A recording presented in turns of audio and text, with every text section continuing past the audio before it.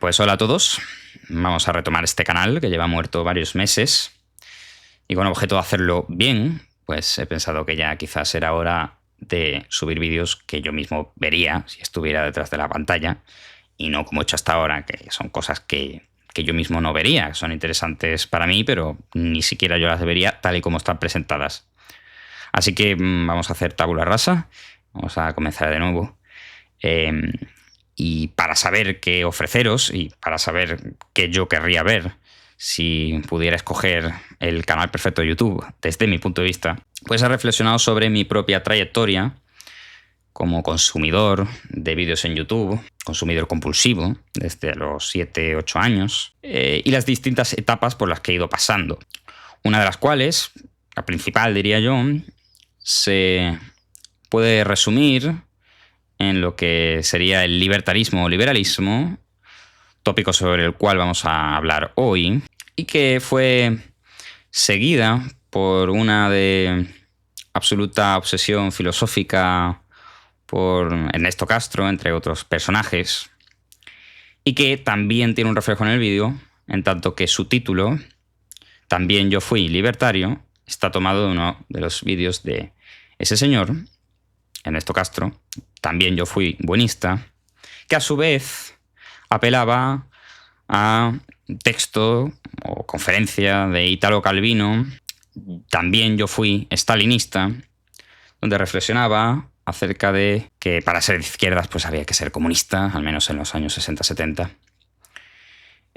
y no había otra. Ernesto Castro, por su lado, pues criticando al buenismo, no es capaz de negar que, al menos en buena medida, no hay forma de hacer filosofía en España, sino es la escuela del materialismo filosófico de Gustavo Bueno. Y yo no seré quien niegue que quizás no se pueda hacer economía en España si no es desde presupuestos liberales o fuertemente capitalistas, desatendiendo, eso sí, muchas personas los posibles fallos, al menos los que yo he ido agrupando a lo largo de estos años, no como economista, no como experto en el tema, pero sí como persona crítica y curiosa a la cual le chirrían muchas cosas y sobre las cuales va a versar este vídeo, con el objetivo no solo de distanciarme de los liberales y libertarios, que sería un poco estúpido, porque yo no soy nadie, todavía si Ernesto Castro hace eso, pues vale, pero yo nadie le importa mi opinión, pero más por ver si tiene cierta recepción el vídeo, la posibilidad de refutar estas quizás sandeces que voy a soltar, pero que para mí son preocupantes porque estamos en un cambio de era y no podemos permitirnos un mal rumbo, ya sea por un extremo. No creo que la socialdemocracia sea el mejor camino, tampoco el peor, no desde luego el comunismo, el stalinismo de Italo Calvino, pero tampoco, diría yo, el libre mercado y el liberalismo, sino que va a hacer falta algo nuevo sobre lo que quizás no se está reflexionando lo suficiente, y si sí, pues ojalá me lo podáis hacer saber también.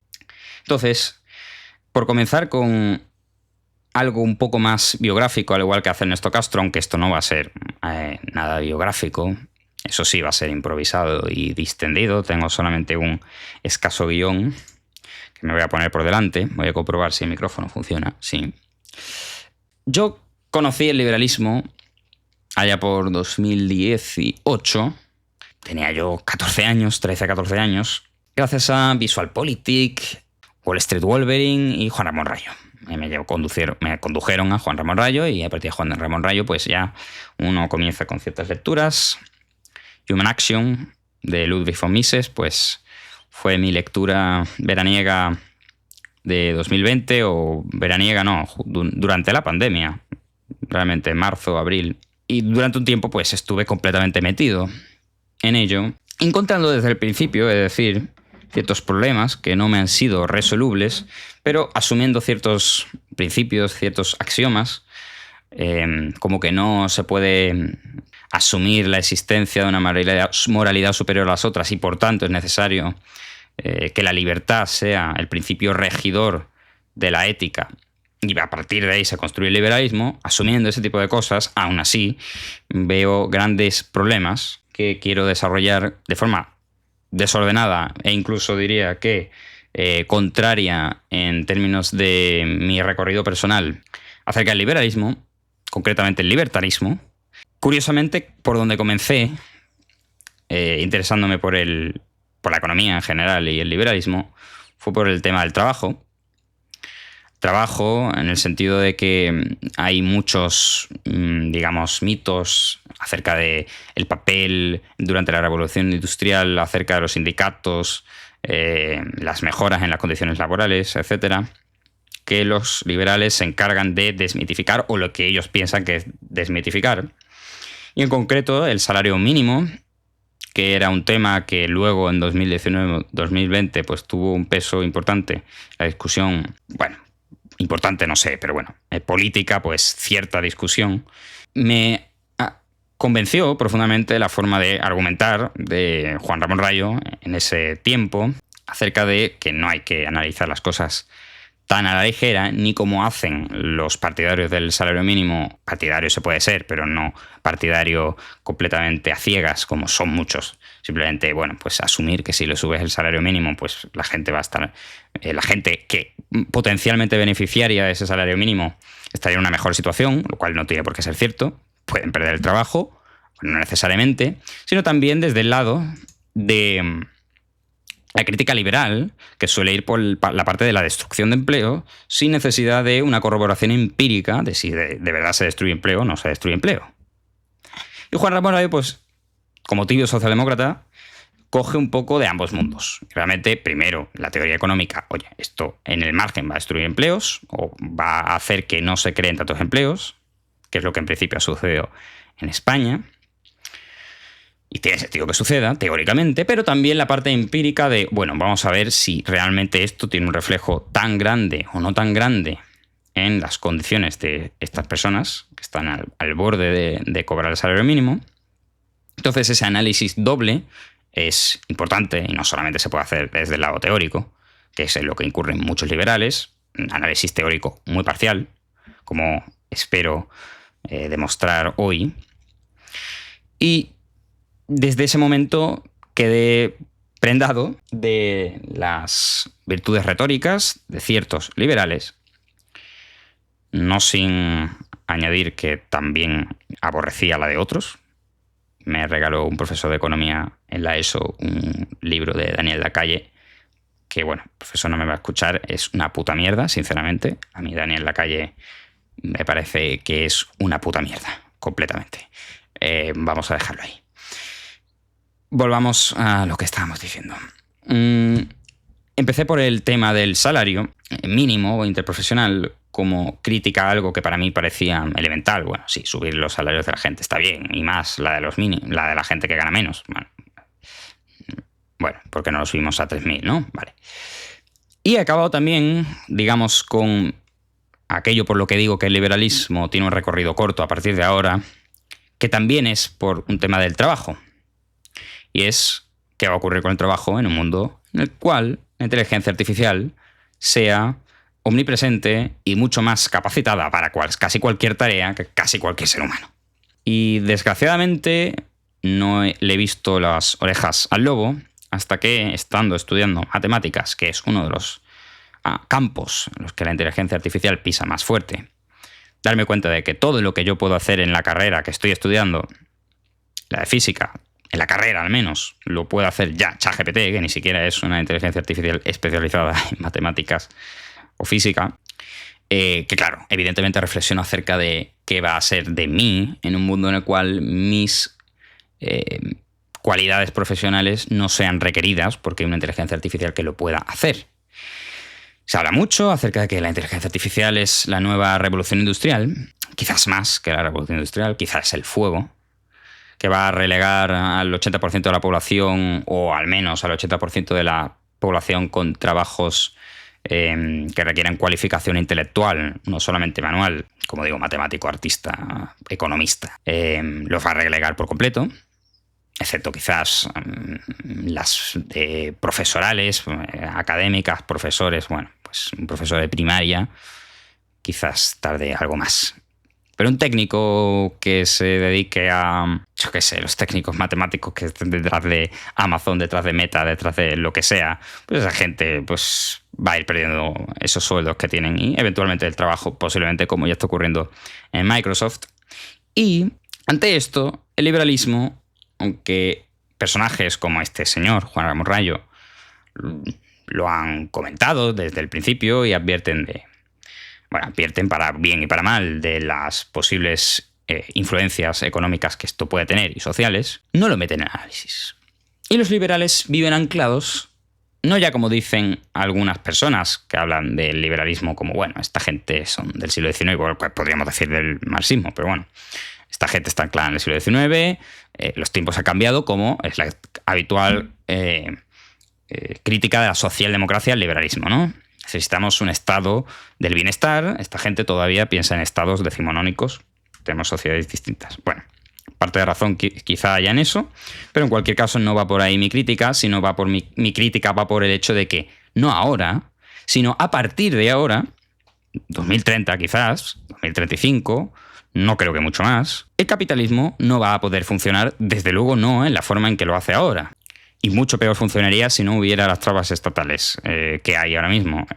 No digo que no funcionara mejor ahora, digo que funcionará peor en un momento en el cual la gente no tenga trabajo y incluso asumiendo la retórica liberal de, bueno, vale, la gente quizá no va a poder disponer de rentas del trabajo, va a poder disponer de rentas del capital. Queremos una sociedad de pequeños propietarios que tengan una acción de cierta empresa, que utilice inteligencia artificial de forma masiva y, bueno, pues mayor riqueza social en general, digamos, en agregado, pues puede repercutir si la gente adopta una cierta fracción de esa riqueza general en forma de acciones, por ejemplo, patrimonio, pues puede adquirir rentas del patrimonio, asumiendo de nuevo que las personas, además de poder, es decir, que puedan de verdad acceder a esas rentas del patrimonio a partir de poseer ciertos instrumentos financieros,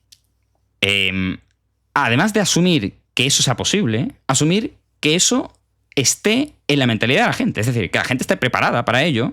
Se puede decir que hay que mentalizarles, bueno, también podemos mentalizarles acerca de que no coman algo cancerígeno y no por ello van a dejar de hacerlo, son libres a no hacerlo, de hecho. Entonces, una persona que diga, bueno, esto son tonterías, pues no estará forzada a hacerlo, igual que una persona que en una sociedad en la que todavía no haya o no hubiera pensiones públicas o público-privadas, pero con, digamos, obligación de cierto ahorro, igual que uno tiene obligación de participar en un seguro, pues unas sociedades características, uno puede decir, bueno, pues yo prefiero no ahorrar para la jubilación, ya se buscará mi yo viejo las castañas, o simplemente yo no voy a llegar a tan viejo. Entonces, total, porque, bueno, luego llegas a tan viejo y jodes a todos los que tienes alrededor. Ok. ¿Quién es consciente ahora mismo de que tiene que hacerse con un pequeño patrimonio? No se sabe pequeño qué quiere decir. Bueno, un patrimonio, bueno, pues para que te dé para vivir a partir de intereses, pues necesitas que sea un patrimonio, bueno, no sé, como mínimo de 1 millón, ¿no? En moneda fiat, en euros. Como mínimo, si no, bueno, ¿de qué rentas hablamos? Claro, eso es completamente inasumible a día de hoy y seguramente lo sea de aquí a 2030, pues para casi todos nosotros. Vamos. 2030, 2035, lo que sea. Entonces, si de verdad asume uno esa posición catastrofista que yo antes no asumía, catastrofista y optimista, que la inteligencia artificial erradique el trabajo humano, es muy optimista. Que, bueno, independientemente de que el ser humano pueda hacer estupideces con su tiempo de ocio, pues trabajar es indeseable y, bueno, pues mejor que no haya que trabajar. Pero también tiene su parte negativa, evidentemente, en la cual hacen mucho foco estos CEOs tan famosos hoy en día, de Anthropic o de OpenAI o de Google, de DeepMind. Vale, hay que tener en cuenta estos peligros, y estos peligros no se están teniendo en cuenta desde la perspectiva de los defensores del capitalismo a ultranza, porque para ellos Bueno, la desigualdad es una cuestión secundaria. Bueno, vale. La desigualdad es una cuestión secundaria, pero en el momento en que se lleva al límite la desigualdad y estamos en un caso de caos social, en el cual unos pocos, y eso sí sería un caso posible que hasta ahora no ha tenido lugar por las dinámicas económicas que hasta ahora han permitido que el capitalismo sea posiblemente el mejor sistema económico posible, en un mundo distinto en el cual el factor trabajo lo desempeña no el humano, sino las máquinas, uno ya no puede entrar en el mercado por el valor que pueda aportar a los demás, porque ya aporta un valor completamente en el margen, despreciable frente al valor que aporta una inteligencia artificial. Entonces ni siquiera daría para vivir el valor que aporta en relación al valor que aporta una inteligencia artificial. Y como el de la inteligencia artificial se lo lleva una empresa concreta, vale, luego reparte entre los accionistas, pero si no eres accionista de ninguna, y va a haber una parte importante de la población que no sea accionista de ninguna de estas empresas, que no tienen por qué ser ni empresas públicas, digamos, de oferta pública, pueden no tener ni acciones. OpenAI, nadie puede, solamente Microsoft y 4 más pueden invertir en OpenAI, ¿no? Y ni siquiera existe la opción. Entonces, en una situación de esas características, hablamos de una disrupción extrema de las condiciones sociales, como no hemos vivido desde, de nuevo, el siglo XIX, recordando, por cierto, que el siglo XIX condujo a todas las revoluciones y a todos los desastres sociales y avances, pero a costa de grandes desastres sociales, golpes de Estado y el siglo más tumultuoso junto al que vino después, que fue todavía peor, al menos la primera mitad. El siglo XX es la conclusión, digamos, el cierre, bueno, todavía, al menos en parte del mundo, todavía no hemos llegado a eso en muchas zonas del mundo, donde todavía tenemos que aguantar la mierda que llevamos arrastrando desde el siglo XIX en forma de nacionalismo y los coletazos de la Revolución Industrial. Todavía vemos la Revolución Industrial. Digo, los primeros 50 años del siglo XX, al menos en Occidente, son la digestión de toda la herencia que llega desde el siglo XVIII en forma de la Revolución Industrial, que todavía no se había asumido y que requería una cantidad de riqueza tan elevada, de tal forma que se distribuyera de forma mínima al menos entre todas las personas, porque si no, pues tenías como a principios del siglo XX en España, bueno, una serie de gente, burgueses, que sí, que vivían bien, y la retórica marxista y comunista y anarquista tenía un peso fundamental, pues porque estaban en unas circunstancias en las cuales tenía sentido que tuviera un peso fundamental, porque si la esperanza de vida media de los jornaleros andaluz a principios del siglo XX era de 18, 19 años, morían muchos niños, sí, pero no tiene nada que ver con la de los burgueses de Madrid, de la Gran Vía. Eso, evidentemente, y solamente basta con un mínimo de psicología humana, va a llevar a las personas, ya no es que sea envidia, aunque también envidia, vale, ok, envidia. No sé a quién escuché esto de que lo que mueve un gran inversor, lo que mueve el mercado es la envidia, no el dinero. Bueno, también la mueven las revoluciones. Sí, la envidia y bueno, y el hecho de que te estés muriendo de hambre, ¿no? Trabajando 12 horas al día contando sábados y domingos. Bueno, en ese contexto en que tiene cierto sentido las revoluciones, que hoy en día ya no tiene en Occidente, revolución obrera, revolución de gente del campo, pues puede volver a tenerlo en un momento en el cual, por haber abusado de una sociedad que únicamente se rige por el libre mercado con todas las cortapisas que tiene una socialdemocracia, como hoy en día, ok, sí, pero sigue siendo libre mercado en el sentido que ahora mismo estoy criticando, de no redistribución suficiente como para que, en un caso en que esta gente pierda el empleo, pueda seguir subsistiendo de forma holgada, habida cuenta de que habrá otros que no solo subsistan de forma muy holgada, sino que sean mucho más ricos de lo que ahora mismo son los más ricos. Vale, habida cuenta de que la desigualdad se va a exacerbar en una situación como esta, no se puede hacer un análisis que lo desatienda y que siga inoculando en la mente de los jóvenes, porque quizás, para bien o para mal, supongo que para mejor que para peor, mejor una sociedad de personas que no tienen dogmas estúpidos como cerrar centrales nucleares, vale, jóvenes que piensan que el libre mercado es la solución a todo y que se pueden encontrar con que en 10 años el libre mercado les ha comido la vida por completo y, como la fe del converso, se pasen al extremo contrario y monten alguna revolución de la cual no podemos conocer el alcance, que sea tan disruptiva en todo sentido, que más vale ir previendo eso en los análisis, no hacer análisis parciales como los estamos haciendo en cuestiones como las pensiones.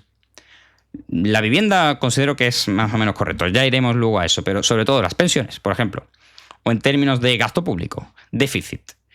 Son análisis a largo plazo que hacemos, 2050, ¿cómo serán las pensiones en España? Vale, con el déficit de la seguridad social, esto es completamente insostenible. Ok, vale, sí. Tendremos un trabajador por cada jubilado o incluso 0,8 trabajadores por cada jubilado. Vale. Sí, pero es que en 2050 quizás tienes por cada jubilado 20 inteligencias artificiales y un trabajador que tiene una productividad al menos superior a la de los 2 trabajadores. Ahora el sistema pasa a ser productivo. Pasa a ser sostenible. Bien. Productivo.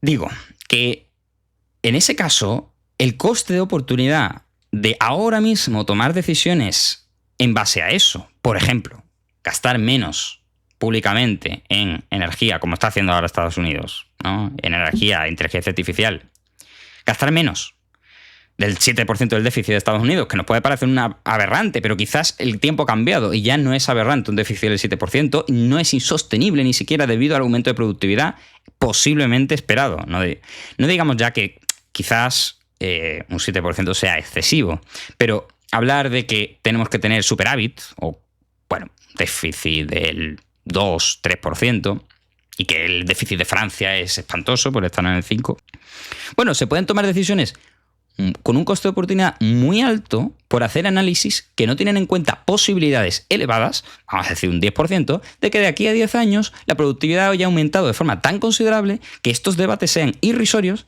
y no tenga sentido ahora mismo reducir el gasto público debido a que hay que acelerar precisamente esos procesos. Y la crítica aquí puede ser la misma que los liberales plantean a los fanáticos del cambio climático, ¿no? Entonces, fanático del cambio climático. Nos vamos a cargar la Tierra, tenemos que salvarla y para eso tenemos que rápidamente descarbonizar la economía y de alguna forma pasarnos a energías renovables, también cerrar las nucleares, aunque las energías renovables tienen problemas de intermitencia, pero además tienen el problema de que a corto plazo contaminan todavía más, porque las baterías de silicio y todo eso son una peste impresionante, y para ello hace falta una inversión de energía muy grande que no se puede hacer desde las propias renovables que ya tenemos. Necesitamos, entre medias, un aumento incluso de el gasto en energía con ciclo combinado, lo que sea, ¿no? Vale. Una crítica que se podría hacer a esta gente es, a lo mejor nos hacemos tan ricos en 5 años gracias a una energía barata que somos capaces de desarrollar una tecnología lo suficientemente potente, la fusión, por ejemplo, el hidrógeno verde, mejor incluso que las energías renovables, que ahora mismo se consideran todavía renovables, como la hidroeléctrica, que pueden ser pues no tan beneficiosas como la de fusión. ¿Qué tal si invertimos ahora todo a energía de fisión o energía incluso quemar carbón o lo que sea, ¿no? Tampoco digo que haya que hacerlo, pero puede ser una crítica posible, ¿no? Legítima. Bueno, quemamos carbón, hacemos que la productividad de la economía aumente mucho debido a el muy bajo coste de la energía, podemos quizá mejorar todavía más la tecnología para entonces hacer una transición energética mucho más rápida que la que habríamos efectuado si partiendo desde el principio de ir poco a poco, a lo mejor el poco a poco lo hacemos en 30 años y de la otra forma hacemos 10 y luego 10 y hacemos la transición en 20 y con mejor resultado, ¿no? Entonces, al igual que se puede hacer esa crítica con respecto al cambio climático y hay que el coste de oportunidad de cerrar centrales nucleares puede ser la que ocurrió en Japón, de que muere más gente por la pobreza energética estimación extraña, pero bueno, muere más gente por la pobreza energética que por la gente que murió en Fukushima, que fueron 0. El coste de oportunidad de ahora mismo recortar, quizá no las pensiones, porque las pensiones, bueno, España es la verdad que los pensionistas están en una situación patrimonial y rentista incluso superior a la de gente trabajando y desde luego que los jóvenes, ¿no? Entonces, bueno, pues quizá en el caso concreto de España tiene sentido, con la tasa de sustitución que tenemos, reducir algo las pensiones. Pero, por ejemplo, mayor gasto público en I+D o rebajas fiscales para I+D privado podrían impulsar tanto la economía en términos de el desarrollo tecnológico de inteligencia artificial que luego el gasto inicial fuera nulo o muy bajo en comparación con lo que se ha logrado en última instancia debido a ese gasto. Y hasta ahora este análisis no podía hacerse así porque sí, tan bonito, porque las posibilidades de un salto de productividad tan elevado eran bajas. Incluso pasar de ciclo combinado a fisión y de fisión a fusión, pues podría ser un salto de productividad bajo. Al final es abaratar la energía y ya está. Pero en el caso de la inteligencia artificial no estamos abaratando recursos, digamos recursos naturales. Estamos haciendo algo tan brutal como romper la forma en que nuestra sociedad ha funcionado desde que el ser humano es ser humano. Y es que la inteligencia artificial lo puede cambiar absolutamente todo en relación a la sociedad, la política, la sociedad y nuestra historia. Vale. Entonces, por pequeña que sea la posibilidad de que esto suceda, quizás sea conveniente al menos introducirlo en el análisis. Y esto no se hace nunca, diría. Entonces, por un lado se habla de inteligencia artificial, los inversores lo tienen muy claro, los value investor siempre están hablando de aquí la burbuja de la inteligencia artificial, que esta gente Nvidia per 40 o lo que sea. Vale, si estáis hablando de inteligencia artificial para eso, me parece legítimo que pueda haber una burbuja igual que la burbuja de las .com, ok, pero nunca lo metéis en un análisis macroeconómico. O sea, solamente se mete en un análisis inversor, ya sea para tomar partido o para ir en contra, ¿no? Y, en cambio, no se toma en cuenta nunca para el caso de la macroeconomía. Quizá porque sea tan complicado, tan imprevisible que no se hace. Pero entonces no comámosle la cabeza a los jóvenes o a quien sea con ideas de las que uno mismo no está seguro, sin matizar potencialmente ese peligro o esa ventaja adicional que podemos estar teniendo. Entonces, con respecto a esto, están tanto los temas del déficit en Estados Unidos, del que siempre se habla, el techo de deuda. Bueno, quizás si ellos consiguen ganar la carrera de inteligencia artificial, lo cual parece totalmente probable, tengan un salto de productividad tan elevado que eso lo puedan financiar. El caso de la jubilación en España, pues quizá no tiene ya ningún sentido hacer un análisis de vamos a estar trabajando hasta los 70 cuando el desempleo podría ser mucho más elevado, o al menos incluso con un decrecimiento de la población que ya vamos a experimentar, mantenerse el desempleo en los niveles en los que está, es decir, reducir de facto la cantidad de gente trabajando, y que sin embargo la productividad no baje debido a la inteligencia artificial. Este tipo de cosas son más a nivel macroeconómico. Y me quería atenderlas antes de ir a temas todavía quizá más controvertidos y que distancian aún más a los liberales de los libertarios. Esto lo comparte casi cualquiera que sea de derecha tradicional, no nacionalista, corporativista o algo así, ni fascista, ni que esos pues iban a abogar por subir el gasto público, pero cualquiera que sea conservador o el medio liberal, pues vale, va a decir, venga, un poco de equilibrio presupuestario. Bueno, pero hay cuestiones en las cuales el libertarismo se separa todavía más del liberalismo y concretamente ya el anarcocapitalismo, pues muchísimo más. Bueno, el anarcocapitalismo parte de presupuestos que no vamos a criticar aquí. Yo lo que he sido libertario, entonces hay ciertos axiomas de los que sí he partido, que considero que son empíricamente indubitables, que hay que tomarlos. Otra cosa es que, bueno, teóricamente se pueden hacer muchas cosas. Vale. Entonces, a partir de esos principios, lo que yo veo es que esos principios son tan débiles, y eso es lo que muchas veces hacen los anarcocapitalistas. Miguel Ancho Bastos siempre, ¿no? Vale, sí, el debate con Juan Ramón Rayo acerca de los bienes públicos. Vale, bueno, si asumes estos bienes públicos, puedes acabar asumiéndolo casi todo. Vale, pues eso lo vamos a explotar aquí, porque hay muchas cuestiones en las cuales el análisis liberal, si presupone ciertos principios, ciertos axiomas, puede estar asumiéndolo todo. Y no se sabe muy bien dónde poner el límite, y yo no los he encontrado. Siempre se habla de esto de libertad negativa y libertad positiva. Bueno, vale. Ok, libertad negativa, se supone que mi libertad llega hasta donde llega la del otro. Bueno, cuando el otro, un tío que no sabe medicina, no le dejas operar. Oye, imagínate que es el ejemplo que ponía Platón. Platón siempre, cuando hablaba de que no todo el mundo debería votar, ponía el ejemplo de que no todo el mundo debería operar, no todo el mundo debería ser médico, ¿no? No cualquiera debe ponerse al frente de un barco y operar y llevar el barco porque lo puede llevar a pique, ¿no? Entonces, esto de la libertad negativa y libertad positiva, vale, bueno, son debates muy nominales, porque, de nuevo, si tú tienes ahí delante a un tío que se está muriendo y tienes a otro tío que dice, yo le voy a operar, vale, yo le voy a operar. Incluso yo me voy a operar a mí mismo, él se va a operar a sí mismo. Y no tiene ni idea de medicina, ¿no?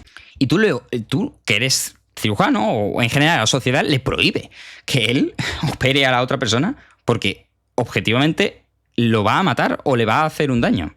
Claro, en este caso es medible. Entonces puedes decir, bueno, pues esta persona no puede hacer eso porque va a ir en perjuicio de la otra persona. Vale, bueno, también si se operara a sí mismo, vale, puede entrar dentro de su libertad, pero estaremos de acuerdo en que lo lógico desde cualquier punto de vista es que el cirujano sea el que opere a la persona, es decir, la persona técnica sea la que tenga una libertad mayor en ciertas circunstancias de hacer ciertas cosas que el que no tiene ese conocimiento técnico. De hecho, el liberalismo es compatible con la no democracia, o epistocracia, o el libro este que siempre recomienda Juan Ramón, que a mí me parece bastante malo, la verdad, es que me parece bastante malo. El tío le llama epistocracia en vez de epistemocracia. Bueno, a lo que iba, creo que a lo mejor pone hasta ese ejemplo. A lo que iba es que hay asuntos acerca de los cuales, siendo uno no técnico, no debería necesariamente poder opinar, participar, tener la libertad de hacer tal cosa. Entonces, por eso quizás los liberales dicen, bueno, pues la libertad positiva la cancelamos, porque no nos parece una definición correcta. Pero es que también sigue siendo imponer al otro en la no posibilidad de hacer eso. De hecho, por ejemplo, hacerla compatible el liberalismo con cierto conservadurismo que, por ejemplo, no te permite, yo qué sé, suicidarte o cosas así, pues bueno, pues es complicado, la verdad es que es muy complicado. Eso es un encaje de bolillos tremendo. Irnos a los principios de qué es sujeto de derecho, qué no es sujeto de derecho, porque estamos de acuerdo, todos los liberales libertarios están de acuerdo en que un bebé, un niño pequeño no es sujeto de derecho. Vale. Tampoco una persona retrasada con retraso mental puede ser sujeto de derecho en el sentido pleno, sujeto de derecho en el sentido de poder tener responsabilidad. Libertad implica responsabilidad. Vale. No es responsable de sí mismo. Y yo lo que digo es, bueno, vamos a ver, tampoco el que no es cirujano es responsable de sí mismo en temas de cirugía, ¿no? El no economista no es responsable de sí mismo en temas de economía. Puede hacer daño a los demás, el hecho de votar puede ser una externalidad negativa si hay una sociedad en la cual una mayoría de la población le falta información, no conoce la teoría económica más elemental, por ejemplo, la teoría económica más elemental prácticamente tiene por consenso que la imposición de aranceles es negativa económicamente y sin embargo la población pues le suena bien y lo hace, y a la política llega gente con ese sesgo económico. Entonces, si dejamos que todo el mundo vote algo de lo que no es técnico, de lo que no es profesional, pues puede tener la potencial externalidad negativa de que a los demás les jodes con tu mierda de política económica. Vale. Y eso los liberales lo aceptan incluso en ese caso de la democracia, que ya implicaría poner una tecnocracia que sí, es una dictadura, por mucho que se diga lo contrario, ¿no? Lo que no sea una democracia, pues es una dictadura. Sin embargo, en otras cosas, no. ¿Y en qué cosas no lo aceptan los liberales? En la libertad de consumo. Entonces, una persona parece que no puede ser libre de operar al que le dé la gana o incluso de votar lo que le dé la gana porque su voto en conjunto puede afectar al resto y, por tanto, en un sistema genuinamente liberal, por ejemplo, ya digo, si tú y otro no estáis de acuerdo con el libre mercado y queréis una sociedad comunista, tampoco se lo podéis imponer a los demás. Lo que, ni electoralmente, lo que podéis hacer es montar una sociedad comunista ustedes dos. Es un cachondeo esto, pero bueno. Así es como hablan los anarcocapitalistas. Y cuando hablan de la utopía del liberalismo, donde todo donde todo cabe. Bueno, sí. Sí, yo me separo de mi familia, yo me separo de... que parece que hay un límite físico tremendo, ¿no? Bueno, sí, damos un derecho a autodeterminación a individuos incluso, entonces, bueno, pues ya no existe absolutamente ningún tipo de... no puede existir un municipio realmente, porque con que haya un vecino que no quiere estar ahí físicamente y que quiere estar ahí físicamente pero no quiere participar al municipio, ¿qué haces con él? ¿No? Él no pertenece al municipio, ¿no? Problemas del anarcocapitalismo también, de los free riders o cómo se llama esto, ¿no? Vale, a lo que iba, que me disperso de forma constante. Ya van 40 minutos. En términos de consumo, los liberales y los libertarios no objetan absolutamente nada en relación a las capacidades de una persona para hacerlo. Entonces, el liberalismo contempla la liberalización de las drogas, por ejemplo. Vale. Cada sujeto es libre de hacer algo que no interfiera con la vida de los demás. Bueno, en primer lugar, eso de que no interfiere con la vida de los demás. Vale. Yo me fumo un porro. Es poco probable, aparte del daño mínimo que pueda hacerle a la persona que tengo al lado que lo esté oliendo, es poco probable que yo vaya a ser un lastre grande para la sociedad. Pero una persona, si tú liberalizas la heroína o lo que sea, la cocaína, lo que sea, y hay muchas personas que son cocainómanas, heroinómanas, eso tiene un lastre claro para sus familias. Y tú puedes decir, bueno, vale, pero lo que sería condenable sería lo que hicieran en ese lastre. Es decir, si le pegan a la familia por dinero, pues lo condenable es pegar a la familia y no penalizar la droga. Pero cuando sabes que la heroína en sí misma, cualquier droga en sí misma, lo que da lugar es a comportamientos asociales, antisociales, que destruyen todo lo que tiene alrededor, quizás esa externalidad negativa es lo suficientemente fuerte como para, si no al menos prohibirla, sí ponerle un impuestazo tremendo, un impuesto piguviano tremendo por la pedazo de externalidad negativa que tiene. ¿Por qué digo esto en relación a lo que estaba comentando antes? Porque el drogadicto, ¿en qué medida el drogadicto es responsable de sí mismo? Pues un liberal está de acuerdo que un drogadicto completamente fuera de sí pues tendrá pocas capacidades de responsabilizarse de sí mismo y por tanto liberalizar la droga pues parece que tiene poco sentido con lo que ellos mismos dicen porque no son personas responsables una vez las consumen. Pero si uno acepta que los drogadictos no son sujetos de derecho en sentido pleno, en el sentido de que no son plenamente responsables de sí mismos y por tanto no se le puede aplicar la libertad genérica que se le aplica a todos, igual que hacemos con los niños, con los animales o con una persona con minusvalía mental, ¿por qué no hacemos lo mismo en relación a cualquier persona desinformada? No digo que haya que hacerlo, sino que digo que ¿acaso no llega a lo mismo una persona desinformada acerca de algo? Entonces, por ejemplo, una persona que se joda a sí mismo el cuerpo y que en una sociedad como la nuestra, en la que hay incluso una sociedad liberal, podría haber un seguro de última instancia público, digamos, de salud para personas que no tienen recursos. Ahora por ahí lo contempla, una renta, digamos, mínima de 200 o 300 euros o algo así para sobrevivir, pero para el 1% de la población que no tiene ya nada, ¿no? Y que no tiene más opciones, o incluso una asistencia sanitaria básica. Vale. Imagínate que tú decides activamente joderte la vida, joderte el cuerpo, no tener sexo con droga, con lo que sea, ¿vale? Jodes tu salud estás en libertad de hacerlo, pero eso va a tener unas repercusiones familiares, a tus amigos y sociales, porque vale, ok, puedes decir, vale, tus familiares y tus amigos pueden dejarte tirado o pueden apoyarte, ellos sabrán si lo hacen, eso también es parte de su libertad, pero si socialmente, en última instancia, sí que hay un cierto pago, un seguro de última instancia, a esa persona que se ha jodido la salud y que en otras circunstancias podría no habérsela jodido, si hubiera sido responsable respecto de su propia salud, imponerle un impuesto piguviano a aquello que ha hecho que ahora genere la externalidad negativa, gasto social adicional al resto de la sociedad, por ejemplo, una enfermedad infecciosa, que puede ocurrir, ¿no?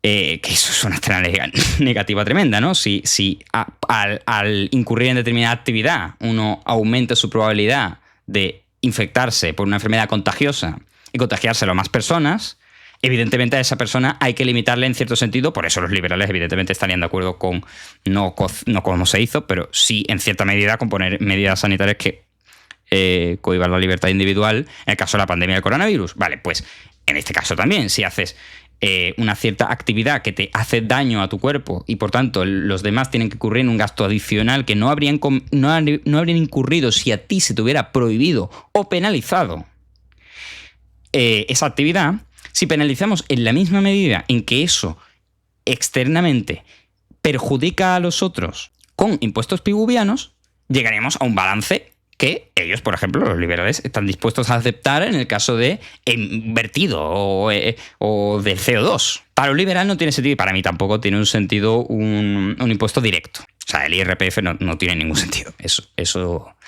En eso sigo siendo completamente liberal. Pero en impuestos indirectos sí que puede tener completo sentido que si tú tienes una fábrica y le estás echando peste al lado, pues que tú pagues para repararle la pérdida al de al lado.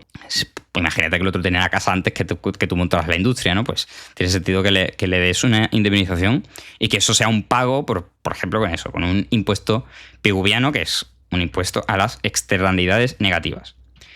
Pero, como digo, si uno acepta esas externalidades negativas, si uno acepta incluso externalidades positivas, bienes públicos, etcétera, y uno acepta que es posible asumir los impuestos piguvianos, poner el límite es muy complicado. Porque, de nuevo, en ese caso, una persona que consuma azúcar y que se ponga gorda como un terrible y sea dependiente de la sociedad y hace falta un seguro de última instancia para que esa persona pueda vivir más años y todo eso, es una externalidad negativa. ¿Por qué no le vamos a poner un impuesto al azúcar? Por esa externalidad negativa que, digamos, readministra en el resto de la sociedad el dinero que cuesta esa externalidad negativa. ¿Por qué, si no sabemos si los animales son en cierto sentido sujetos de derecho, no en sentido pleno, pero en cierto sentido sujetos de derecho, no ponemos ningún tipo de penalización, ni siquiera por la probabilidad de que sean sujetos de derecho, a su matanza y consumo? Porque no se pone un impuesto indirecto a la carne, un IVA extraordinario a la carne o a las drogas que se liberalicen, vale, pero le pones un impuesto a la heroína del 100%. Claro, ¿esto qué puede ocurrir? Pues que hay un mercado paralelo y que al final no sirve para nada la liberalización, ¿no? Que esto es cierto, pero digamos desde un punto de vista ideal, ¿no? ¿Cómo es posible que los liberales asuman que sí, impuestos piguvianos, ok, para vertido de una industria, y sin embargo, pues para si soy un drogadicto que jodo a todo el que tengo al lado, como el daño supuestamente solo me lo hago a mí, yo por la droga no tengo que pagar más? Y no solo por la droga, sino por todo lo demás. Incluso se podría decir que realmente la distinción entre, igual que antes, libertad positiva y libertad negativa, pues es mucho más blanda de lo que nos intenten hacer creer.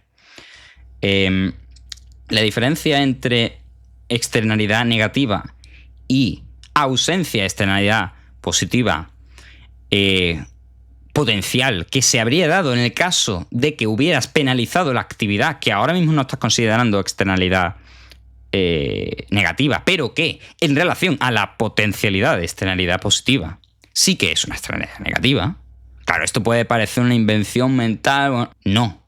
O sea, ¿cómo vamos a definir oye, yo estoy echando CO2 al ambiente en una industria y el de al lado yo le pago una indemnización por el hecho de que yo estoy echando CO2 al ambiente. Esto sí lo consideramos una externalidad negativa. Sí. ¿Pero por qué? Porque es en relación al caso óptimo en esta situación, en que no habiendo la fábrica hay menos CO2 en el ambiente. ¿Cómo no vamos a poder extrapolar esto al caso en que, por ejemplo, no digo que se tenga que hacer, digo que se podría hacer, al caso en que, por ejemplo, la falta de información sistemática en la población acerca de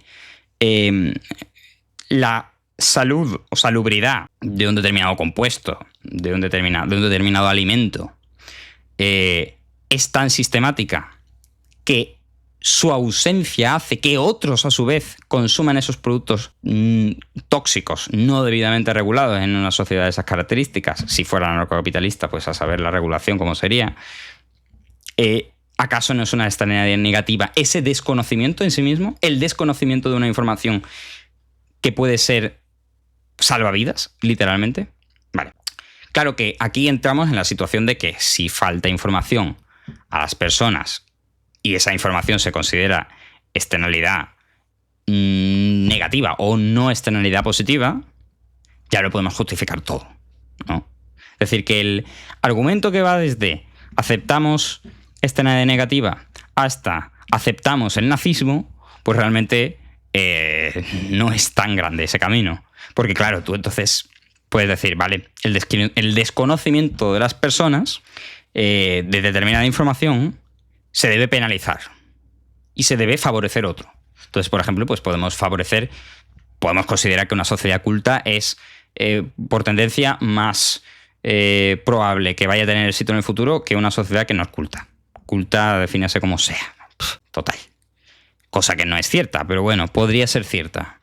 Entonces, sería muy conveniente ponerle un impuestazo a aquellos que no convergen con esa idea de cultura arbitraria, para dárselo a los que sí convergen con esa idea de cultura arbitraria. Eso se puede hacer en forma de subvenciones. Es decir, ya uno estaría justificando literalmente una subvención de algo positivo. Ya no solo es te pago porque me has hecho daño, o sea, me pagas porque me has hecho daño, te pago a ti porque te han hecho daño, sino te pago para que hagas algo bien, te pago para que vayas al teatro, te pago para que vayas al cine, porque consideramos que esto ennoblece a la sociedad y lo otro, lo contrario, corrompe a la sociedad en algún sentido. Se considera una externalidad negativa. Esto realmente no hay una línea definitoria entre esto que acabo de decir y lo anterior. Y claro, ya a partir de aquí, pues puedes decir que, bueno, pues que ser rubio y con ojos azules es positivo y ser moreno y con bigote es negativo, pero tú eres el único al que no meten en un campo de concentración. A todos los demás que sean morenos, pues sí. Entonces, yo no veo tan loco que a partir de los presupuestos del liberalismo libertario, digamos, una minarquía que acepta estos principios así básicos de bienes públicos y una cierta capacidad del Estado, de ahí puedas justificar subvenciones a cosas que socialmente se puedan considerar beneficiosas. Entonces, claro, aquí simplemente es que los liberales, pues los libertarios, minarquistas, pues dicen, vale, la defensa es algo que es necesario, es beneficioso, por tanto, esto hay que pagarlo. La justicia es algo necesario que hay que pagarlo. Incluso el cableado público, las carreteras, pues podrías llegar a serlo, ¿no? Para un minarquista podría llegar a ser necesario. Pero esto es una concepción completamente... Esto sí que es completamente decimonónico. Porque ¿acaso no iba a ser en la misma medida la sanidad universal un bien público de las mismas características? O sea, por ejemplo, una persona que entra... No, que entra en un país o que está ya en un país, da igual, con una determinada enfermedad infecciosa, no se la trata, eso lo que hace es propagar todavía más la enfermedad. Y claramente era un bien público, la sanidad pública en ese caso universal, porque has contribuido a que el resto de la sociedad no se extinga, por ejemplo. Vale. En el caso de la educación puede ser parecido. La falta de información puede ser una mancha que se va esparciendo a lo largo del tiempo. Claro, aquí la conclusión al final es que todo esto hay que definirlo de forma muy general, muy abierta, y al final las bases del liberalismo no valen para nada, porque al final hay que tomar decisiones. Aquí la cuestión es que eso de que el liberalismo es una filosofía de mínimos en la cual entran todo tipo de sistemas después, eso es una tontería completa. Porque hay que tomar decisiones morales concretas siempre. Un tal sistema de mínimos nunca va a existir. Siempre asunciones. La asunción de considerar un bien público, la defensa, no sé cómo es la terminología que usan ellos, no lo llamarán bien público lo llamarán un parque o lo que sea, da igual cómo lo llamen, ¿vale? Consideran que la defensa sí debería estar en ese 5% del PIB que pagamos y la sanidad pública no. ¿En base a qué criterio? De nuevo, porque también hay, de nuevo, igual que pagamos lo de la defensa porque decimos, bueno, hay que pagarlo todos, porque se pueden generar dinámicas negativas de free rider, cual uno no paga, pero se beneficia de todos los demás. Bueno, el caso de la sanidad pública también. Puede uno no pagar, que todos los demás estén pagando, y que como todos los demás están pagando, están yendo a esa sanidad pública y no se infectan de la enfermedad que sea o están curados de la enfermedad que sea, y ese tío no, pues ese tío se está beneficiando sin pagar de la sanidad pública a los demás, ¿vale? O sea, que es extrapolable. Y ese tío, por ejemplo, a lo mejor no está pagando la educación pública de los demás, y los demás sí lo están pagando, y los demás le ofrecen a ese tío productos que no le ofrecerían si ese tío... o sea, que no le ofrecerían si no fuera por la educación, ¿vale? Entonces, qué sé, pues... escribir, leer, pues si no le ofreces esa educación a la gente, pues ese tío, si el resto están todos sin saber leer y escribir, va a vivir peor que si todos los demás sí saben escribir y leer, incluso aunque él sepa o no sepa leer o escribir, ¿no? Entonces la educación se puede considerar también un bien de estas características, completamente, igual que la defensa. Entonces al final se trata de que parece que prácticamente cualquier campo en el cual si tú coges uno de estos principios, no hay límite. Y los límites que se han tomado son completamente arbitrarios. En base a, por ejemplo, no psicología básica, que como la que comenté antes de la envidia, porque también esto es otra cuestión, ¿no? El tema de la desigualdad. Bueno, hay que erradicar la pobreza, no la desigualdad. Vale, sí, estamos de acuerdo en que hay que erradicar la pobreza y que la desigualdad quizás no sea tan importante como parece en una sociedad en la que más o menos haya cierta igualdad. Es decir, una sociedad como España, pues quizá no tenga ya tanto sentido todavía aumentar más la igualdad necesariamente, sobre todo si es a la baja.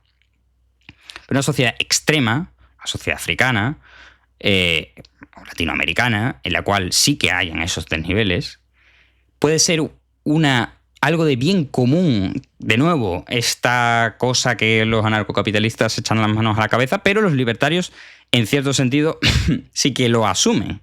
Ese bien común del que acabamos de hablar, por ejemplo, de los bienes públicos, puede ser más o menos en la definición intuitiva de la idea de bien común, puede ser más o menos beneficioso que si tú estás aquí con una choza, una favela en la que no tienes prácticamente ni para beber agua potable, al lado tienes un rascacielos de 200 pisos y estás viendo como tú, que trabajas más que el pavo que vive al lado porque el otro, bueno, pues es más productivo. En base a la estructura productiva de la sociedad, pues es más productivo que tú.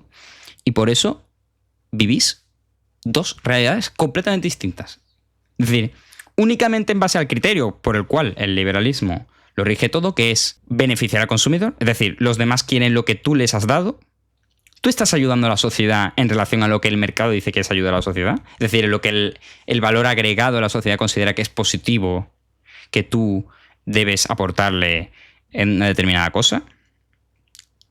Si la respuesta es no, y el otro sí, tú y él vais a vivir 40 años más o menos en función de la situación en la que estéis, con una calidad de vida radicalmente distinta, como un esclavo y un señor. Un esclavo y un señor. En esa situación es muy poco probable que realmente pueda haber prosperidad económica si tienes esa torre y alrededor 1000 favelas de gente que está viendo eso y lo más probable, igual que ocurre en la India, los sindicatos lo tomen todo y ahí no haya forma de liberalizar absolutamente nada. Si la sociedad india no fuera tan desigual, por ejemplo, los chinos lo consiguieron, no es tan desigual su sociedad, eso es lo que ha permitido que haya una estructura social lo suficientemente cohesionada y equilibrada como para que el inversor extranjero que va a meterse allí, pues lo tenga todo mejor que casi que en Estados Unidos, ¿no?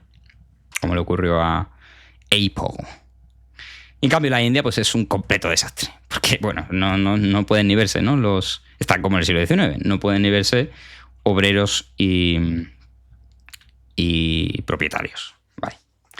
Entonces, la cohesión social, que puede dar lugar a reivindicaciones de tipo revolucionario como las que se dieron en el siglo XIX en toda Europa y en todo el mundo, y en el siglo XX más, puede ser un bien que ser activamente,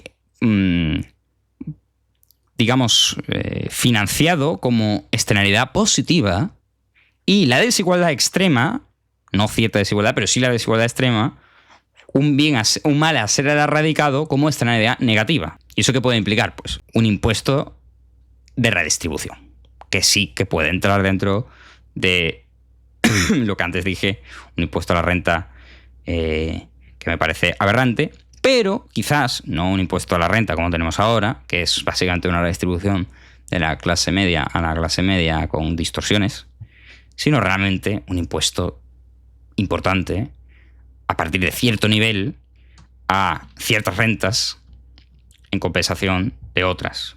Claro, esto puede generar dinámicas de, vale, no aumentamos tanto la producción, tanto la productividad como habríamos aumentado en el margen, ¿no? Adicionalmente, si no se hubiera puesto este impuesto. Vale, ok, sí, pero es que a lo mejor el costo de oportunidad de no hacer esto es todavía mayor. Porque la sociedad está tan descohesionada que tú tampoco puedes montar tu empresa. Bien, no puedes seguir, ya no puede crecer, ¿vale? Y en el mercado hay cosas que no rige. Y bueno, aquí esto también es gracioso, ¿no? Porque bueno, el mercado parece que va muy bien. Vale, sí, ahí el propio Juan Ramón tiene varias conferencias acerca de monopolios digitales, fallos de mercado. Vale, sí. Todo el mundo aquí parece que habla mucho acerca de los fallos de mercado. Son value investor. El value investing básicamente se basa en que a largo plazo las cosas tenderán al equilibrio, pero ahora están como el culo y por eso tú inviertes en las oportunidades de inversión, porque a la población le falta información. Y sin embargo, aunque por un lado dices todo esto, literalmente no lo tienes en cuenta a la hora de la verdad, porque eso es así. No se propone, sinceramente, la conferencia esa de ¿es Google un monopolio? No se proponen soluciones, es palabrería todo. O sea, hay cosas que son increíbles. En fin, digo que hay problemas de estas características de mercado que los liberales parece que por un lado son conscientes, pero luego se olvidan y hacen el análisis olvidándose de que un día ellos consideraron que eso era un fallo de mercado, ¿no? Y no tienen en cuenta para nada ese fallo de mercado y lo desprecian completamente del análisis, aun siendo su estrategia de inversión una que está basado en el fallo de mercado por la falta de información, que al final es lo que se resume todo esto, la falta de información de tanto los consumidores como los inversores, pero también los consumidores. Aquí esa es la cuestión, que parece que aquí solamente tienen falta de información los burócratas, la fatal arrogancia del burócrata y las empresas cuando ya son muy grandes y todo eso, ¿no? La ley de hierro de las oligarquías y aquí ya todo se va de madre. ¿Qué pasa con los consumidores individuales? Esos no tienen ni idea. Igual que no votan bien... Y por eso no queremos la democracia en su sentido actual, por así decirlo. Entiéndase esto de la forma que tiene que entenderse. Los consumidores no tienen ni idea acerca de si lo que están consumiendo les puede matar a ellos y a los que tienen alrededor, ¿no? O sea, una embarazada tiene que ser consciente, tiene que informarse acerca de lo que está tomando por lo que puede afectar a su embrión, ¿no? y supuestamente están informadas y todo eso. Muchas veces tampoco lo aplican en tener la libertad de hacerlo. Tienen la libertad de hacerlo. Pero el resto de seres humanos, al resto de seres humanos no se le aplica lo mismo, simplemente porque en vez de no estar dentro, claro, es que ahí el efecto es súper directo, pero es que si tú consumes un determinado producto que es veneno y en tu mente no cabe la idea de que, porque no tienes esa información de que eso es veneno, le vas a transmitir a tu hijo la idea de que eso no es veneno y que se lo puede comer tranquilamente. Eso también es una puñetera externalidad negativa. Entonces, al consumidor también, y ese es el papel principal que, a mi juicio, debería tener el Estado, y por el cual, al final, la idea de que aquí la libertad no hay moral ninguna y que todo es el liberalismo con su mínima coerción posible, porque es una moralidad de mínimos, repito, es mentira, porque al consumidor siempre le falta información. Y mientras que al empresario hay una forma siempre de decirle si la decisión que está tomando es errónea o no es errónea, al consumidor en el sistema de mercado no hay forma de decirle si su decisión está siendo no errónea o sí errónea. No hay forma de saberlo. Porque el sistema de precios está fijado para que el consumidor siempre lleve a cabo sus preferencias a toda costa, ¿no? Ya te la voz. Voy a beber un poco de agua. Estoy exaltado. Yo os digo que esto va a ser mucho más informal a partir de ahora. Entonces, a ver, va todo bien. ¿No tiene acaso algo de sentido que esa falta de información sistemática que tiene el consumidor, y que en buena medida es lo que es la perspectiva de la izquierda? La perspectiva de la izquierda muchas veces es el consumidor no tiene la razón. La perspectiva del liberalismo es el consumidor siempre tiene la razón. La perspectiva de la izquierda es yo te voy a decir lo que tienes que consumir, ¿no? Venga, monto un plan quinquenal. Pero a los dos les falta perspectiva. A la izquierda le falta perspectiva, obviamente. A la izquierda en general, bueno, lo que sea izquierda. A los comunistas, desde luego, le falta esta perspectiva concretamente. Y a los liberales le falta la otra. Entonces, los liberales sí que es cierto en el análisis del fetichismo de la mercancía y todo eso. No lo olvidan por completo, pero están subordinando todo su sistema moral y todo aquello en lo cual rigen su sociedad y su economía a el ser humano, al consumidor, escoge lo que quiere, independientemente de todo el proceso productivo que viene detrás. Da igual si para ello han tenido que matar unos animales que pueden ser potenciales sujetos de derecho con cierta probabilidad, o si están medio esclavizados niños en la India, ¿no? Incluso aunque eso le haga daño a él. Y aquí viene otra cuestión interesante, que es la de los aranceles y la regulación, ¿no? Del clima hemos hablado ya un poco. También tiene un asunto aquí que decir en torno a la regulación. Pero vamos antes con el tema de los aranceles y la salud. Comité de Salud Pública, yo quiero aquí. Yo soy no sé cómo se diría esto, saludcracia. Yo quiero una saludcracia.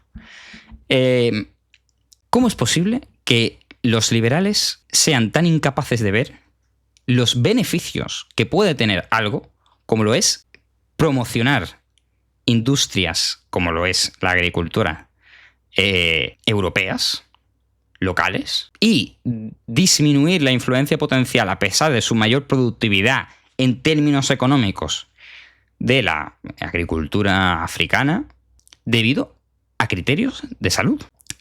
Hay ciertos compuestos que ellos asumirían que deben estar prohibidos, ¿vale? A pesar de que, claro, estamos en países distintos y, claro, eso implica que tiene que ser mucho más férreo el control de aduanas que el que actualmente es, porque no podemos comprobar lo que se ha hecho allí realmente, ¿no? Pero incluso asumiendo que eso se hace así, la regulación tendría que ser todavía más fuerte de la que es para que se cumpliera realmente que no estás haciendo un daño perjudicial a las personas por consumir determinados productos ya de alimentación o también industriales. Este plástico del micrófono, creo, venía un sellito ayer que ponía, porque en California al parecer es por ley obligatorio indicarlo, pone cáncer. Entonces, claro, compré el micrófono y digo, bueno, joder, ¿esto qué coño es? Cáncer directamente, ¿no? Pues sí, te informan de que eso es potencialmente cancerígeno en alguna dosis y aún así lo he comprado.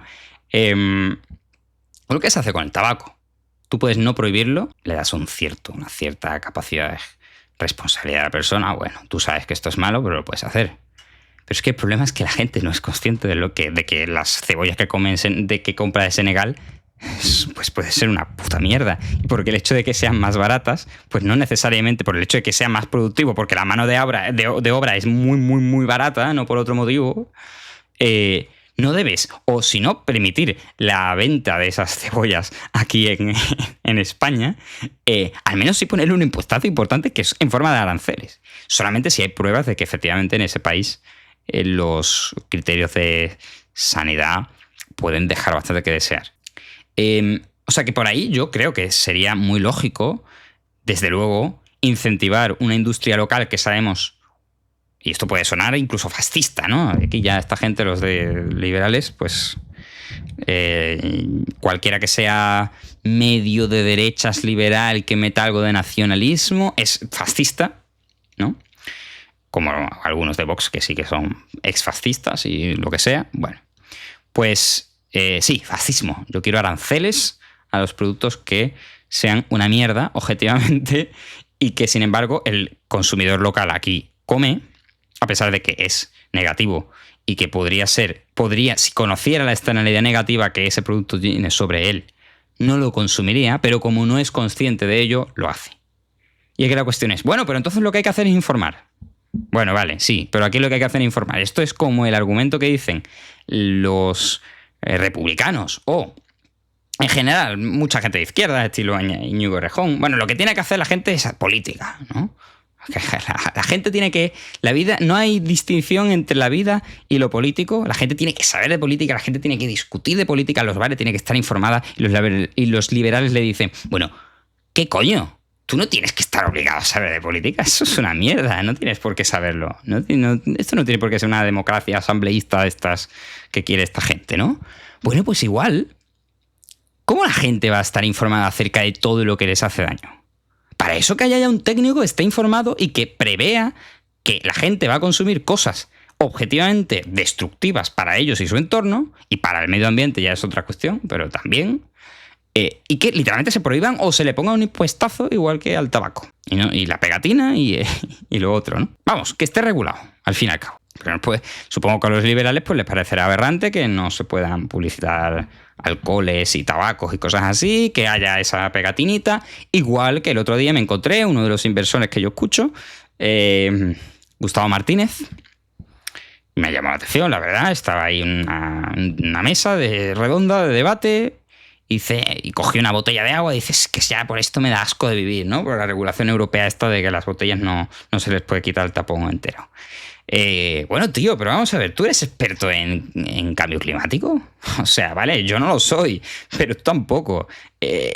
Como el Manuel Llamas ese que se cree, yo no sé qué se cree.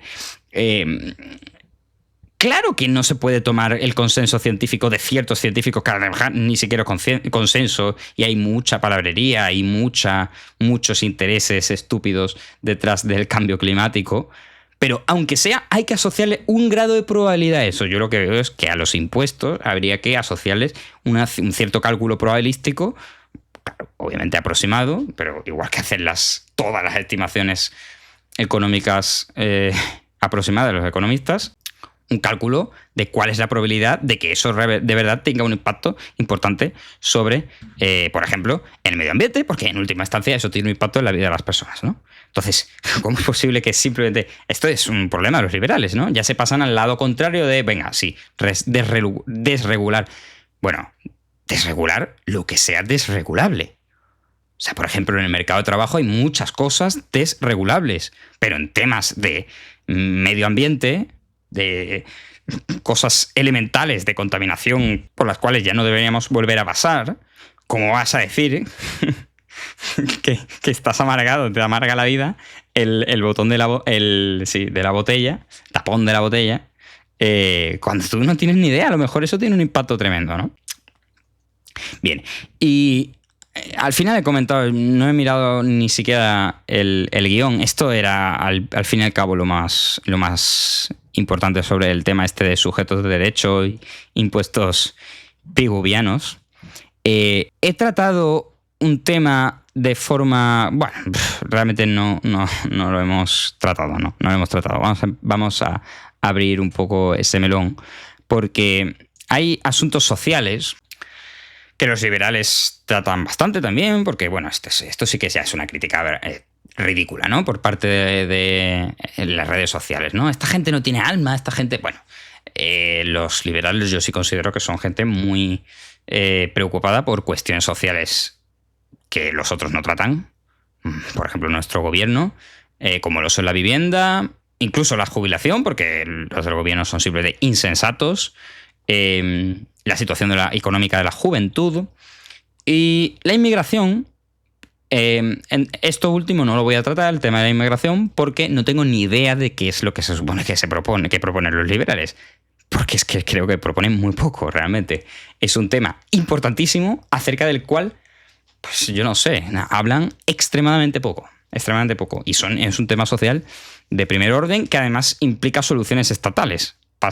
Sí o sí va a implicarlo. En tanto que la mano de obra que venga de países peores que nosotros económicamente, pues va a ser en una situación, muchos digo, no todos evidentemente, de Latinoamérica viene gente muy formada, muy formada, pero por ejemplo de Marruecos pues no tanto en general.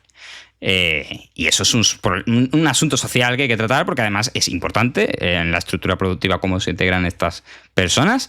Posiblemente sea muy deseable que estas personas se integren, incluso ciertos ilegales, pero hay que hacerlo bien.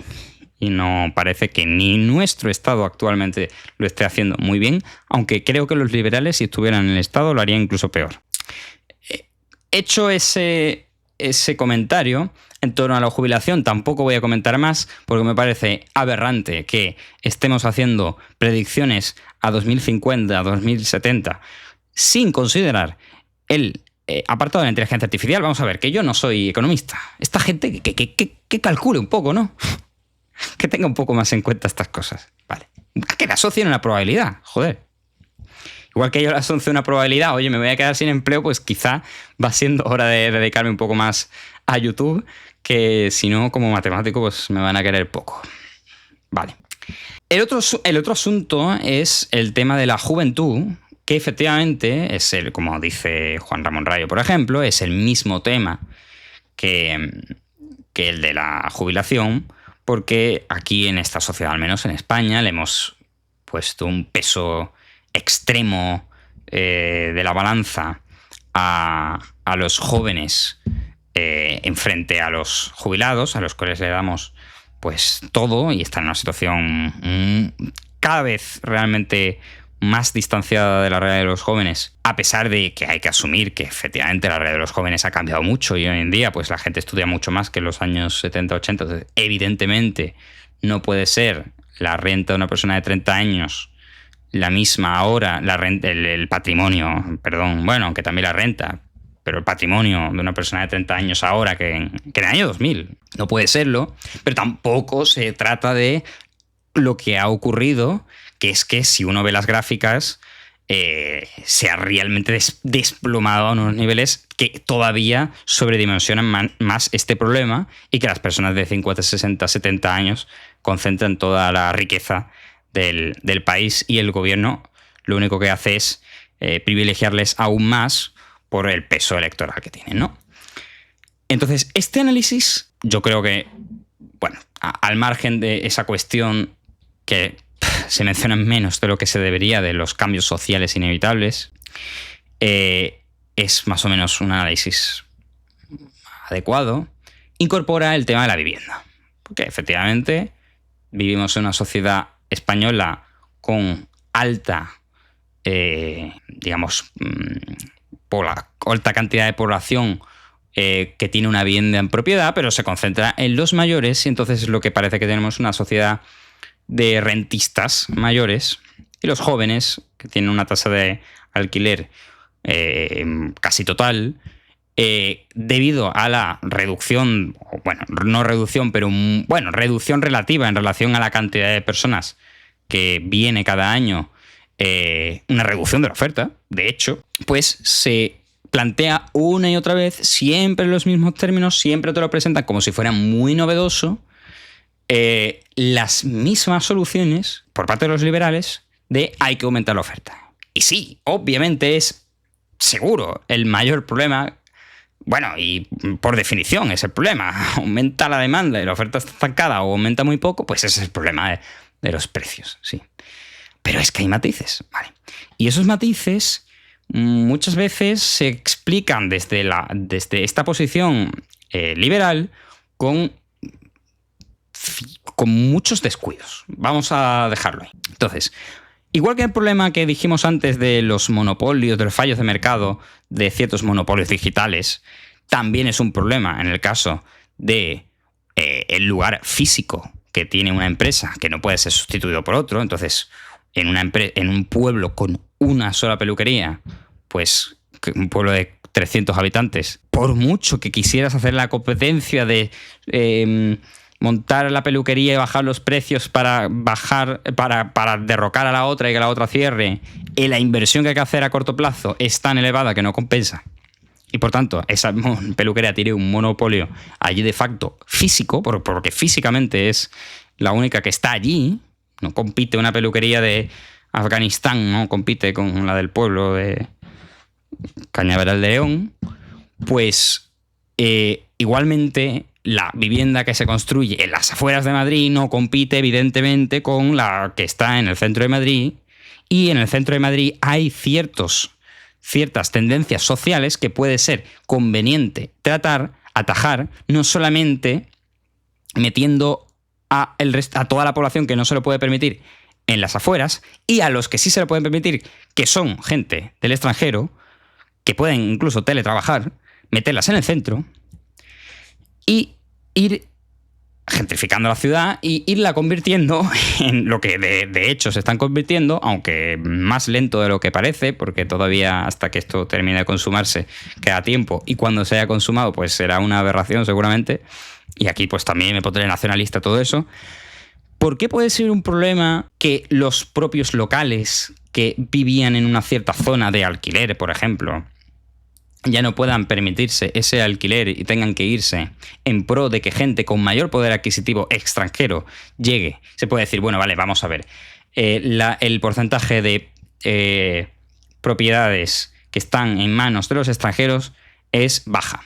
Sí, es baja, pero la presión al alza del poder adquisitivo de esas personas está sobredimensionado en relación al porcentaje de número de viviendas que tiene.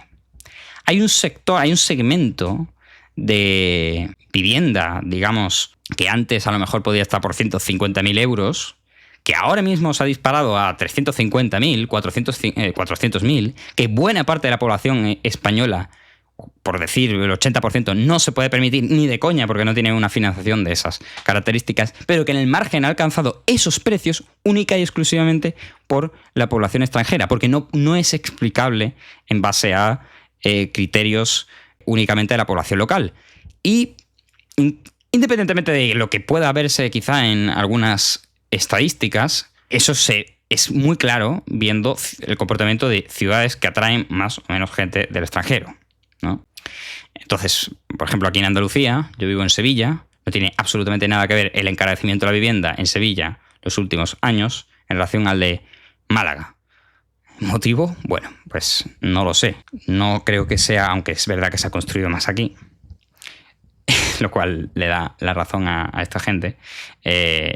No creo que sea únicamente por eso, sino que la geografía importa en esto. En cualquier caso, ¿qué problema digo yo que puede tener ese desplazamiento de población local a las afueras y gente que llega, digamos, que no está arraigada en el sitio, pero puede automáticamente comprar una casa, un piso en el centro de las ciudades? Y es que hay algo que también le gusta mucho a ciertos liberales: redes de dependencia, redes de ayuda mutua, familiares, que el Estado es verdad que cada vez ha ido tendiendo a erradicar debido al estado del bienestar o bienestar del Estado, y esas redes requieren cierta cercanía. Punto.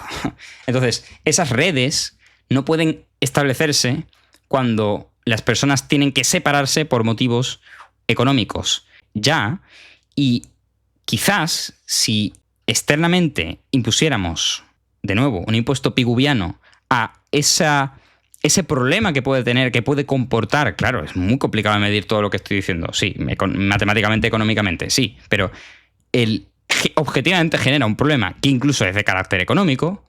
Esa gente necesita una asistencia de otro tipo que a lo mejor va a requerir de la seguridad social, por ejemplo, porque ya no la tiene debido a que en su barrio vivía varias familias en un barrio y todas han tenido que disgregar, y eso genera problemas de la cohesión de esa familia, de esa unidad familiar en sentido extenso.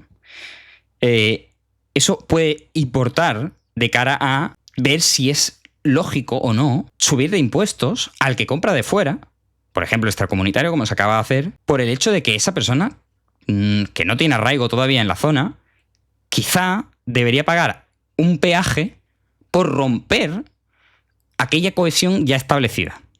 Además del impacto que tiene sobre el tejido urbano en términos de tiendas, comercios, etcétera, en ciertas zonas, que se pueden reconvertir masivamente en alquileres turísticos e incrementar incluso inseguridad, incrementar externalidades negativas de todo tipo, molestia, desde luego, a los vecinos. ¿Cómo no se va a aumentar una tasa turística por externalidades negativas? ¿No? Juan Ramón Rayo siempre ahora contra el Ayuntamiento de Madrid. Vale, Ayuntamiento de Madrid, nos gustará más o menos, ha prohibido que se puedan emitir o algo así. Yo lo he escuchado de él, entonces, a saber, ¿no? Ya es de terceras, pero licencias turísticas a pisos que no sean de bloque entero. Entonces, para alquilar a turistas tiene que ser un bloque entero, ya, a partir de las nuevas licencias, ¿no? Y él dice, bueno, pero vamos a ver esto. Sí, quizá esa prohibición quizás no tiene sentido, pero desde luego que si queremos evitar que esa sea la solución a la que al final se acaba llegando y que eso beneficie a los grandes propietarios, etcétera, a los que alquilen en un bloque de apartamentos habitual, además de que evidentemente el bloque de apartamentos puede aceptarlo o no aceptarlo, vale, pero se le podría añadir un impuestazo, una tasa turística, como de hecho también critican esta gente, una tasa turística por esa externalidad negativa de un tío emborrachándose en la puerta y vomitando, y tú se lo tienes que limpiar al turista inglés, ¿no? Y esto, bueno, son cuestiones que así volcadas son como anecdóticas, la típica crítica del comunista de Twitter que no tiene ni idea y que yo me estoy haciendo eco de ellas, este tipo de críticas. Pero es que a veces este tipo de críticas sí que son necesarias. Porque desde la torre marfilista del que solamente analiza... Es que ni siquiera es analizar, es que eso no es analizar. Decir, bueno, no, esta medida lo único que va a hacer es que las grandes corporaciones, bueno, los grandes tenedores de vivienda van a tener, grandes tenedores de vivienda van a acaparar todavía más la vivienda turística y todos los demás se van a joder. Bueno, sí, eso es lo que va, pues seguramente sea lo que ocurra, eso no hay que dudarlo. Pero también el motivo por el cual se hace no es únicamente ese y que esta gente realmente no tiene ni idea, que puede ser que no tengan ni idea, pero quizás hay un problema subyacente que tú desde luego no estás teniendo para nada en cuenta, igual que, por ejemplo, en 2014-2015, vale, tú puedes decir, venga, vale, no, la propiedad privada es lo primero, los desahucios pues tienen sentido en una sociedad en la cual pues hay que defender esa propiedad privada y el que no pague, pues mira, que se busque la vida, ¿no? Pero es que si hay un problema social latente que lo que va a hacer es estallar, que podría haber estallado todavía peor que Podemos, podría ser mucho peor, que sí que hubieran llegado al poder, ¿no? Que hubieran salido de la Unión Europea, lo que sea.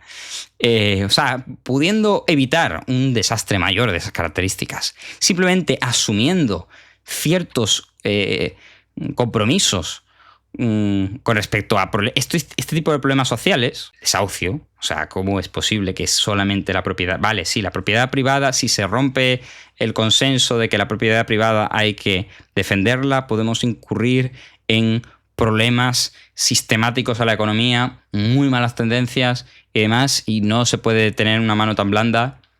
Ok, sí. Pero en el momento en que eso afecta a la vida o no vida de esa persona en la calle, porque sí que realmente no tiene, claro, la justificación de eso, pues puede ser variopinta o al menos hay que darle una solución, ¿no? Si esa solución no pasa por el libre mercado, porque esta gente literalmente no tiene nada, ¿no? Porque, entre otras cosas, incurrió España en una burbuja especulativa inmobiliaria. No porque hubiera libre mercado, porque, bueno, no necesariamente por eso, pero bueno, la cosa es que con el apalancamiento del sector privado, por la falta de información que tienen y porque las dinámicas burbujísticas y especulativas no se pueden únicamente corregir por el puro libre mercado, desgraciadamente, simplemente le bajas un poco los tipos de interés a los españoles, porque a los alemanes se lo has querido bajar, pues porque su economía va mal y bueno, y ahora recalientas la economía española y ya, venga, sí, la culpa es del Banco Central Europeo y ya está. Mira, tío, la culpa no solo es del Banco Central Europeo. La culpa es que un activo en el que tú te apalancas y que también tiene implicaciones vitales tan importantes que, como lo es, dónde vas a llevar a cabo tu vida, ese apalancamiento implica psicológicamente, que eso también lo tienen muy en cuenta los inversores, psicológicamente ideas como me voy a hacer muy rico por el hecho de comprar esta casa y dentro de 2 años venderla, irme a otra y entras en esa dinámica. Eso es una cosa psicológica, eso no es. El problema principal ahí no es que el Banco Central bajara los tipos de interés, que puede ser que no hubiera ocurrido de tal manera. Bueno, quizá en una desregulación sistemática sería todavía peor. Y por supuesto, bueno, también esto de la regulación urbanística, vale, sí, que por supuesto ha sido una mafia la forma en que los municipios han administrado todo esto desde siempre en España, pero desregular masivamente, incluso construyendo en terrenos que técnicamente no son edificables, impeligrosos, bueno, pues podemos acabar como con la Dana, ¿no? Vale, que no digo esto es un hombre de paja, un muñeco de paja, no digo que esto sea lo que defiendan los liberales, que se construya en cualquier sitio, sino que haya que tiene que ser más genérico que ahora. Vale, sí, ok, más genérico. Pero bueno, tampoco la regulación necesariamente lo soluciona todo, especialmente cuando hay de por medio también cuestiones que afectan a dinámicas sociales más amplias, como lo son las de la vida en una casa, el derecho a un hogar, ¿no? Y a ver qué más tengo aquí, porque bueno, de este tema pues creo que tengo poco más. Vale, esto también es importante.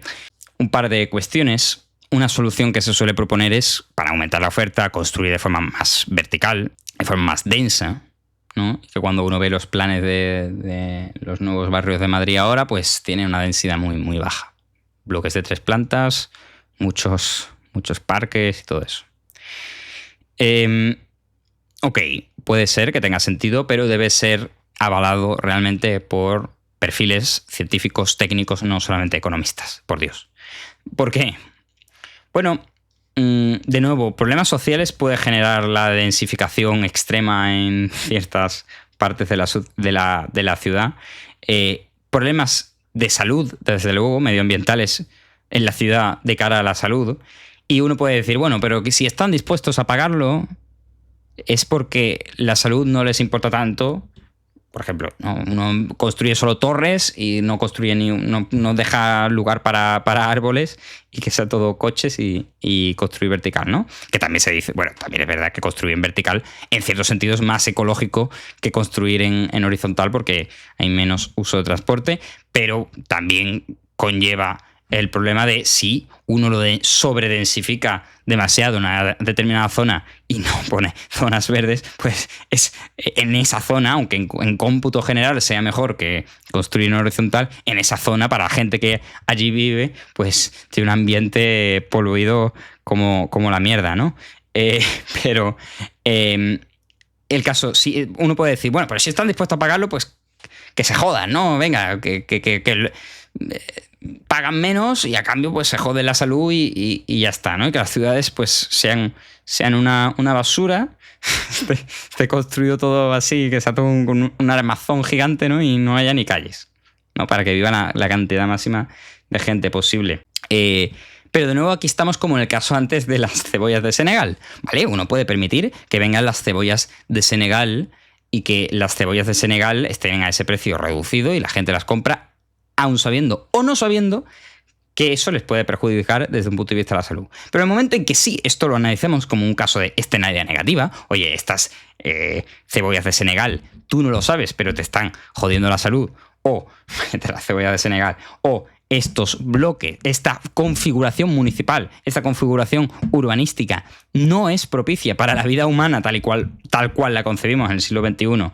con nuestros niveles de vida, quizás sea preferible el coste de oportunidad de que no viva toda la gente que querría vivir en esas zonas. Además, hoy existiendo el teletrabajo, esto se puede complicar todavía más, pero bueno, digamos, no permitir esto porque a cambio podría ser muchísimo mayor el coste que tiene a medio plazo o a largo plazo, incluso económico, por el coste de externalidades negativas en la vida de las personas, una forma tal de construir.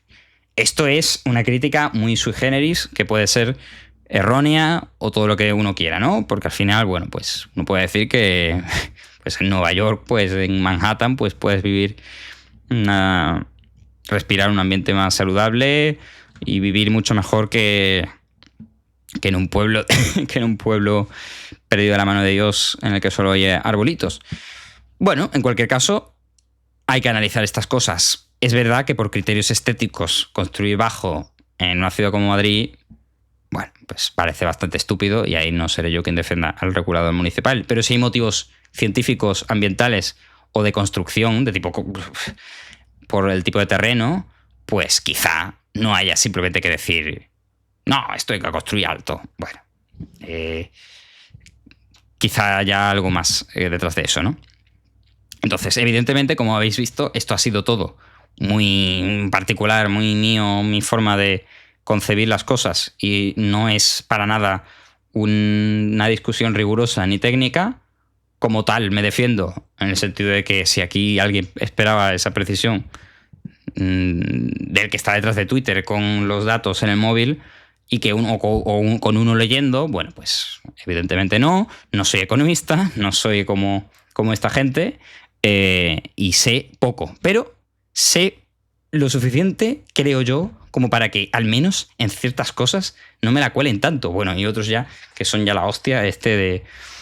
Bueno, no voy a criticarles, quizá haya alguna oportunidad de, si esto lo ve alguien, pues hacer un análisis de lo bueno y lo malo de algunos de estos canales, que yo los sigo siguiendo de nuevo, igual que Ernesto Castro, a pesar de todo, cuando hizo esa crítica al materialismo filosófico de Gustavo Bueno, con toda la mierda que rebosaba allí. Claro, ahí él lo hizo de un perfil un poquito también más personal, porque los conocía y sabía que a México y sabía que aquello era una mierda y que todo lo que estaban vendiendo era una estafa. Yo evidentemente no le impreso ese carácter, pues porque yo no tengo ni idea, no conozco a nadie, ni he conocido esos ambientes, no he ido nunca al Instituto Juan de Mariana ni nada así, y soy consciente además de lo difícil que es. O sea, que esta gente son gente preparada, y cuando fue el propio Ernesto Castro a debatir contra Juan Ramón Rayo se come una mierda. O sea, le hizo el patético totalmente, y en general, bueno, si tienes a gente esta como Eduardo Garzón, pues bueno, que aunque el otro día escuché una cosa de Eduardo Garzón, porque bueno, mira, me parecía hasta salvable, ¿no? Datos del consumo en Argentina, que Juan Ramón Rayo también se cae algunas cosas, pero bueno, es que siendo economista no se puede hablar así, que yo hable así, vale, pero es que un economista, un doctor en economía, en fin. Entonces no me puedo separar tampoco de esta gente por completo. Sigo considerando que una política económica de izquierdas es muchísimo peor y que al menos las actuales, y que la socialdemocracia, tal y como es ahora en España, o en Francia, o en Alemania, es peor que lo que esta gente pregona, yo creo, en muchas cosas. Creo que mucho mejor es lo que pueda hacer Javier Milei que lo que pueda hacer, yo qué sé, un Lula da Silva, o incluso simplemente, o hablemos ya un comunista potente, ¿no? Pero habida cuenta de los cambios sociales que se vienen, que están en ciernes, y de que esta gente realmente también son bastante tramposos y no tienen en cuenta muchas cosas y asumen ciertas cosas, esos principios a partir de los cuales se podrían deducir muchas otras cosas, pero por practicismo metodológico pues cogen uno y no cogen el otro. Bueno, al final poner esas barreras es complicado y al final se trata de que si hay algo riguroso, quizás sea el anarcocapitalismo en un marco teórico, porque cosas como, en fin, el tema de la defensa. No sé, Miguel Ancho Bastos, que con su bibliografía se defienda, pero esa bibliografía yo creo que vale menos que el papel higiénico, la verdad. Y el libertarismo, pues sí coge esos principios. ¿Y qué pasa? Pues como muy bien le critican los anarcocapitalistas, a partir de esos principios llegas a absurdos y al final lo que tienes que hacer es una selección de cosas así más o menos intuitivas que puedan ser metidas en el cajón del liberalismo y ya está. ¿Qué es lo que hace Juan Ramón en los libros que tiene? Por cierto, que el libro que tiene sobre la renta básica, yo no lo he leído, solamente leí 2 de Juan Ramón cuando tenía... Fue el primer libro de economía que leí, con 14 años desde los 5 lecciones, ¿no?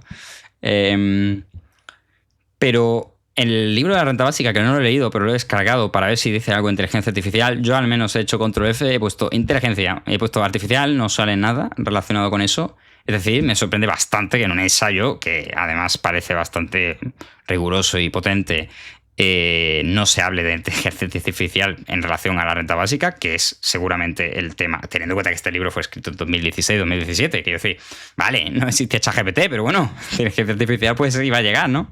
Entonces es verdad que yo era completamente escéptico con respecto al impacto laboral de eso por aquel entonces. Pero bueno, yo soy yo con 14 años y otros son los economistas que a ver dónde se quedan cuando todo esto empiece a cambiar. Que a lo mejor no cambia. Bueno, pues que no cambie. Nos vemos. Esto yo creo que ha sido ya todo, la verdad. Espero que os haya gustado el formato un poco y bueno, a ver si alguien ve esto.